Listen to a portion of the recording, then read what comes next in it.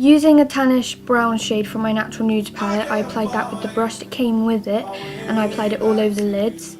Then I used a solid black colour along the upper lash line and tapped it so it didn't look as much as a solid colour, if that's even a thing. Then I applied mascara, and now you can go on to the fun part. To begin the fun part, I took a brown eyeshadow and a fine detail brush and I lined it all the way down my face until I got to my chin. This is going to help me determine where the skull part is and where the human side is, basically. Then I applied some moisturiser. You can use a primer, so then the watercolours will stick to the primer / moisturiser and not your skin. Now onto the fun part, which is painting. Now the first mixture of white that I used was a little bit too runny and sadly kept on running down my face, so I would suggest the less water you use, the more solid the colour would be, making it the right white to put all over your face for the skull. And you want to leave an area around your eye socket blank, so then you can fill that in later with some black face paint.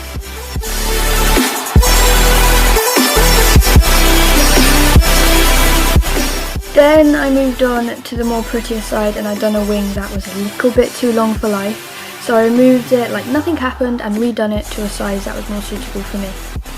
Then I went to the skull side and powdered the hell out of it so that the painted parts wouldn't budge and so it would make me look more talented than I really actually am, because I can't do a voiceover for anything either. Then with a black eyeshadow I marked out where I wanted the eye socket to be and the nose to be. I used RHAE's video on facial expressions to help me decide what eye shape I was going to use, and the nose I just simply drew a little semicircle. Don't let me try.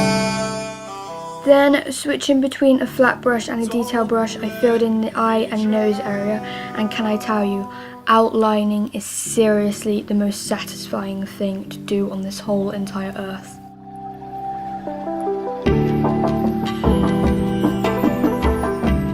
Also, you don't have to do the colours that I have chose. I done to do a traditional zombie skull-like thing, but you can choose to do a pop art or a sugar skull or whatever skull that you wanted to do. The imagination part is up to you.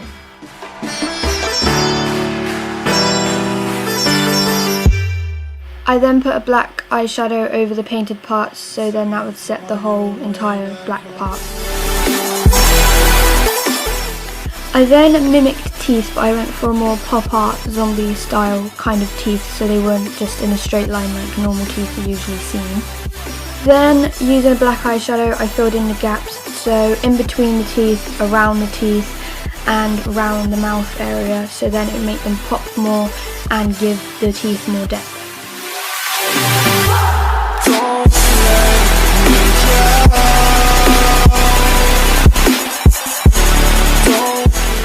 Then using some grey eyeshadow I ran that down the side to make the skull and the actual face split even more apart, so it looks more dimensions basically.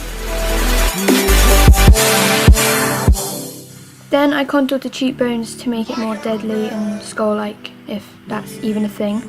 Then I added some shading around the main areas, so the nose and the eye socket, to make it more dimensional and all that good stuff.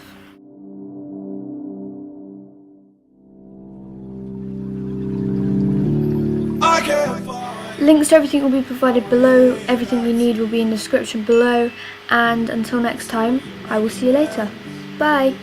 You've been through.